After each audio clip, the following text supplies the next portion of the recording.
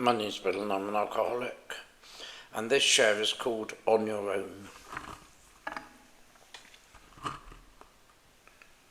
Without the benefit of any hindsight, sobriety wouldn't hold its shine. Well, it wouldn't for me anyway. What actually happened to me in my drinking, the consequences and the loss I suffered, whilst in the big scheme of things, which was pretty unremarkable in the field of alcoholism, was nonetheless very unique to me in my life. And that's the thing about having an allergy to alcoholism. Today it's considered an almost acceptable part of society. Whichever addiction is in your life, loss and more loss and even more loss will not be an unusual story. My addiction to alcohol was very much responsible for which plans in my life materialised and which dreams came true. Some didn't.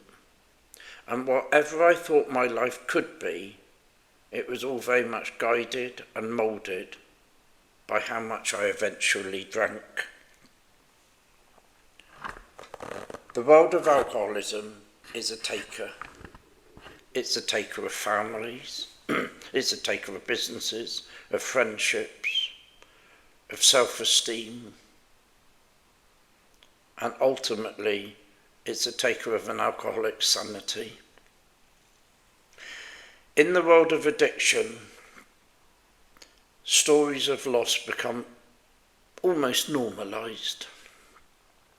And then, out of nowhere, along came an answer, and it was in the form of Alcoholics Anonymous. The 12 steps eventually, and not before time, took my broken soul and piece by piece rebuilt what was left after 25 years of drinking. Whatever the whys and wherefores of my past, however bad and degrading it got, I ended up with a life that I could never have envisaged. Because in my drinking, like my recovery, I'm basically on my own. No one else did my drinking for me, and unfortunately, no one else can get me sober. And any changes I need to build into my life is down to my need to get well, to change, and to sort my life out. Alcoholism altogether is a very lonely disease.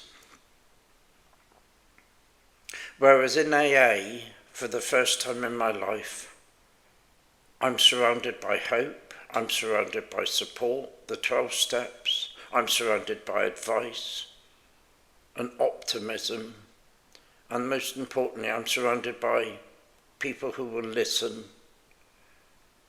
and help me on my journey to staying sober. So when I go to a meeting this evening, I'll do the one thing that ensures a continuous recovery from alcoholism. I'll surround myself by people who understand, who've been where I've been, and have some much needed advice on how to stay sober for the coming 24 hours. And that advice I'm going to listen to and turn that advice into actions so that I can benefit and have another 24 hours of continuous sobriety. Bill the Shirt, Bristol.